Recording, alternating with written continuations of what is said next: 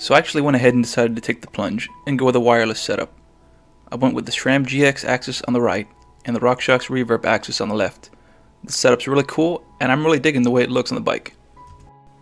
Looking objectively at the bike, I think it looks really cool.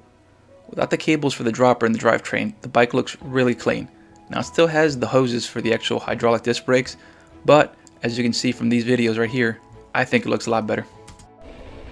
Aside from looks, the whole setup works exactly the way it did before with the wired versions. I did have the Shimano SLX on the right, and I did have an X-Phoenix mech on the left, but these changes really didn't do a whole lot to improve the actual performance of the bike.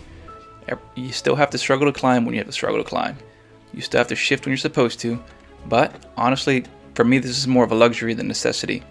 Now I'm not saying that this wasn't worth it, but this was expensive, and there are a lot of other things you can get for the same amount of price. You could even get another bike if you really wanted to.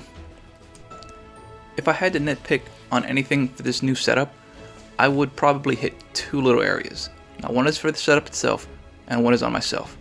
For starters, I noticed that any little bump would actually turn the actual dropper or the drivetrain on. So if you're the type that doesn't like to charge very often, you might want to keep the batteries disconnected until you actually get to the trail that you want to go. The other area was that I wasn't really prepared what to do with this internal wiring holes.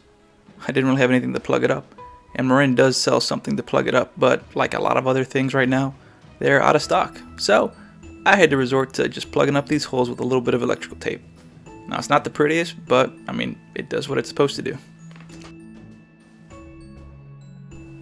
If I had to compare the way this bike looks now compared to what it has before, I would honestly tell you the same thing. It's cooler.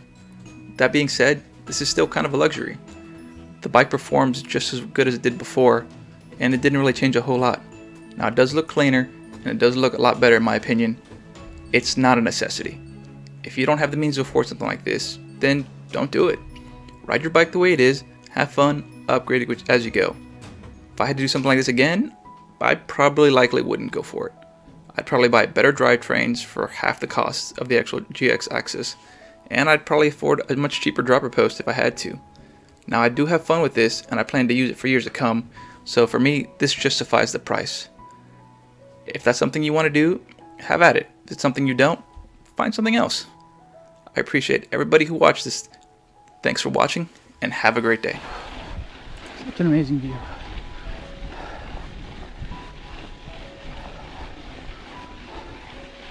There really is nothing like mountain biking every now and then. They get a beautiful view of nature that you would have never gotten before. Thanks for watching. Have a great day.